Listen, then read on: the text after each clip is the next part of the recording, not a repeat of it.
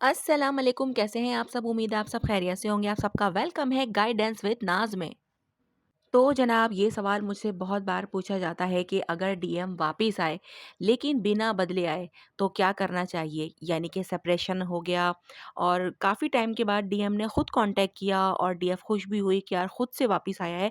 लेकिन फिर थोड़े दिन के बाद रियलाइज़ होता है कि यार इसमें तो वही पुरानी जैसी चीज़ें हैं, वही ये कमिटमेंट नहीं दे रहा, वही भाग रहा है, वही इग्नोर कर रहा है, फिर से वही वाला पैटर्न शुरू हो गया है। मतलब कि कुछ बदला ही नहीं है, ये तो वहीं का वहीं है। तो ऐसी सिचुएशन में क्या करना चाहिए? तो आज की वीडियो में मैं आपको ये बताने वाली हूँ, आपने वीडियो को पूरा देखना है, अच्छे तरीके से समझ लेना है। चैनल पर न्यू है तो सब्सक्राइब भी कर लेना है और अगर वीडियो पसंद आ रही है तो बिल्कुल आपने लाइक भी कर देना है। जज़ाकल्लाह। तो जनाब, डिवाइन मैस्कुलाइन के वापस आने का मतलब अक्सर डीएफ के दिल को खुश कर देता है, लेकिन ये सिर्फ फिजिकल या इमोशनल प्रेजेंस का साइन होता है। अगर डीएम बिना बदले वापस आता है तो असल में वो अंदर से वही इंसान है जो पहले था और सिर्फ कंफर्ट, फैमिलियरिटीज या ईगो की वजह से वापस आ रहा होता है। डीएफ के लिए ये फेज़ सबसे ट्रिकी होता है क्योंकि दिल चाहता है कि वो वापस आए, लेकिन दिमाग जानता है कि बिना ग्रोथ के वापस आना कनेक्शन के लिए हार्मफुल हो सकता है। इसलिए डीएफ को क्लैरिटी, सेल्फ रिस्पेक्ट और इमोशनल बाउंड्रीज को पहले रखना बहुत ज़रूरी होता है। तो ऐसी सिचुएशन में क्या करना चाहिए? चलिए इसको हम डिटेल में समझते हैं। नंबर 1, सिर्फ वर्ड्स पर नहीं, एक्शंस पर फोकस करना है। यानी कि जब डीएम वापस आता है तो अक्सर वो बहुत प्यार भरे वर्ड्स बोलता है कि मैंने तुम्हें बहुत मिस किया और अभी भी मेरे अंदर तुम्हारे लिए फीलिंग्स हैं, मैं अब सब समझ गया हूँ। लेकिन वर्ड से फीलिंग्स या ग्रोथ का प्रूफ नहीं मिलता, एक्शन ही असल प्रूफ होते हैं। अगर डीएम अपने पुराने पैटर्न्स को रिपीट कर रहा है, अपनी रिस्पॉन्सिबिलिटीज नहीं ले रहा या बाउंड्रीज रिस्पेक्ट नहीं कर रहा, तो इसका मतलब है कि वो अभी तक अवेकन नहीं हुआ। डीएफ को सिर्फ वर्ड पर बिलीव नहीं करना चाहिए, बल्कि कॉन्सिस्टेंसी, रिस्पेक्ट और इमोशनल एफर्ट देखना चाहिए।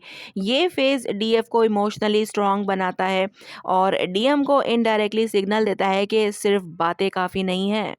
यानी कि वापिस आया और प्यार भरी बातें कर रहा है, लेकिन फिर फिज़िकल होने की भी बात कर रहा है और मतलब इस तरह की बात कर रहा है जिससे डीएफ अनकंफर्टेबल है, ठीक है? तो समझ लेना है कि यहाँ पर वो अवेकन नहीं है।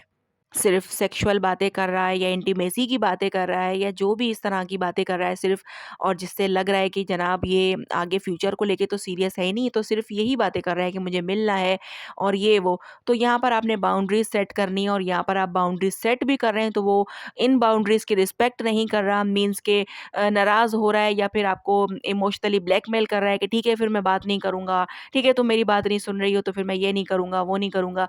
इस तरीके से मैनिपुलेशन भी अगर वो कर रहा है तो बिल्कुल वो अवेकन नहीं है। तो आपको यहाँ पर बाउंड्रीज सेट करनी होंगी ताकि वो मज़ीद आगे ना बढ़ सके। नंबर 2, खुद को टेस्ट मत बनने दें। यानी कि डिवाइन मैस्कुलाइन अक्सर डीएफ को टेस्ट करने के लिए भी वापस आते हैं। ये सबकॉन्शियस होता है, वो देखना चाहते हैं कि डीएफ अब भी मेरे लिए अवेलेबल है क्या? डीएफ अगर हर बार इजीली अवेलेबल हो जाती है या सब कुछ फॉरगिव कर देती है तो डीएम को ग्रोथ की ज़रूरत महसूस ही नहीं होती। इसलिए डीएफ को अपनी अवेलेबिलिटी और इमोशनल बाउंड्रीज को कंट्रोल में रखना चाहिए। टेस्ट का मतलब ये है कि डीएम अपनी कन्वीनियंस और ईगो के लिए वापस आया है, ना कि अपनी स्पिरिचुअल या इमोशनल ग्रोथ के लिए। नंबर 3, बाउंड्रीज क्लियर और स्ट्रॉन्ग रखनी है। यानी कि अक्सर डीएफ डीएम के वापस आने पर इमोशनल तौर पर पुरानी तरह रिएक्ट कर लेती हैं, लेकिन अगर डीएम अवेकन नहीं है तो बाउंड्रीज डिफाइन करना सबसे इम्पॉर्टेंट स्टेप है। ये बाउंड्रीज सिंपल और क्लियर होनी चाहिए, जैसे कि मुझे क्लैरिटी चाहिए, मुझे इमोशनल सेफ्टी चाहिए, जो बिहेवियर पहले था वो दोबारा नहीं चलेगा। अगर डीएम अवेकन होगा तो वो ये बाउंड्रीज रिस्पेक्ट करेगा, अनकंफर्टेबल होगा, लेकिन उससे ग्रोथ स्टार्ट होगी। अगर डीएम पुराना ही है तो वो या तो डिफेंसिव होगा या विड्रॉ करेगा। बाउंड्रीज ही डीएफ को रिपीट साइकिल से बचा सकती हैं, ठीक है? नंबर 4, रिपीट साइकिल को रोकें, यानी कि डीएम वापस आए और फिर वही कंफ्यूजन, डिले और साइलेंस रिपीट हो रहा है, तो ये क्लियर साइन है कि लेसन रिपीट हो रहा है। डीएफ को ये समझना चाहिए कि सिर्फ वापस आना या कन्फेशन करना ग्रोथ नहीं होती। अगर सेम पैटर्न कंटिन्यू हो रहा है तो डीएफ को इमोशनली और मेंटली अपनी वैल्यू चूज करनी चाहिए। ये साइकिल तब तक रिपीट होता है जब तक डीएफ अपनी इमोशनल स्टैंडर्ड्स और बाउंड्रीज को सॉलिड नहीं रखती। नंबर 5, पोटेंशियल से नहीं रियलिटी से प्यार करें, यानी कि डीएफ अक्सर डीएम के फ्यूचर वर्जन से प्यार करती हैं जो कभी ब्रेव, रिस्पॉन्सिबल और कंसिस्टेंट बन जाएगा। लेकिन डिसीजंस हमेशा प्रेजेंट रियलिटी पर लेने चाहिए। डीएफ को खुद से पूछना चाहिए कि जो मैं आज देख रही हूँ क्या मैं इसके साथ ज़िंदगी गुजार सकती हूँ। अगर जवाब नहीं है तो उसे वेट करना या कॉम्प्रोमाइज़ करना खुद के लिए नाइंसाफ़ी है। लव सिर्फ पोटेंशियल के लिए नहीं होता, बल्कि करंट एक्शंस और कंसिस्टेंसी के लिए होता है।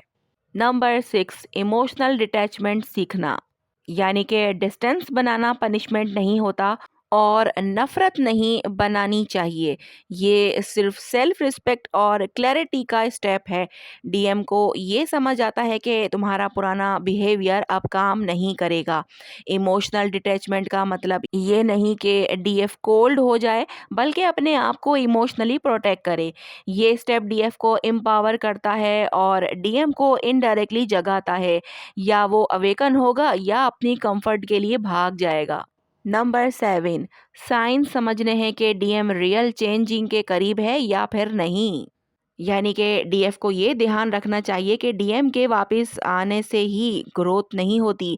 साइंस देखने हैं अपने, क्या वो कंसिस्टेंट है, क्या वो एक्सक्यूजेस कम कर रहा है, क्या वो बाउंड्रीज रिस्पेक्ट करता है, क्या वो इमोशनल लेबर में एक्टिवली इन्वॉल्व हो रहा है। अगर ये साइंस नहीं मिल रहे तो डीएम सिर्फ कंफर्ट के लिए वापस आया है। डीएफ को अपने हार्ट को कंफ्यूज नहीं होने देना है। नंबर 8, रिपीट बिहेवियर को एक्सेप्ट नहीं करना है, यानी कि अक्सर डीएफ डीएम के पुराने बिहेवियर को फॉरगिव कर लेती है और या सेकंड चांस दे देती है। लेकिन अगर डीएम वापस आए बिना बदले तो ये अपनी वैल्यू कॉम्प्रोमाइज करने के बराबर होता है। डीएफ को याद रखना चाहिए कि ट्रू ग्रोथ का प्रूफ कंसिस्टेंसी और अकाउंटेबिलिटी होती है, ना कि स्वीट वर्ड्स या इमोशनल मैनिपुलेशंस। ठीक है, एक्सेप्ट नहीं करो वो बिहेवियर जो पहले आपको हर्ट कर चुका है। नंबर 9, अपनी वैल्यू और इमोशनल स्टैंडर्ड्स को चूज करना है। यानी कि डीएफ के लिए सबसे ज़रूरी चीज़ ये है कि वो अपनी वैल्यू और इमोशनल स्टैंडर्ड्स को प्रायोरिटी दे। डीएम वापस आए तो सबसे पहले ये देखना है कि वो आपकी बाउंड्रीज और नीड्स को रिस्पेक्ट कर रहा है या नहीं। अगर नहीं तो पेशेंस और फॉरगिवनेस का यूज़ करना डीएफ के लिए खुद के लिए रिस्क बन सकता है।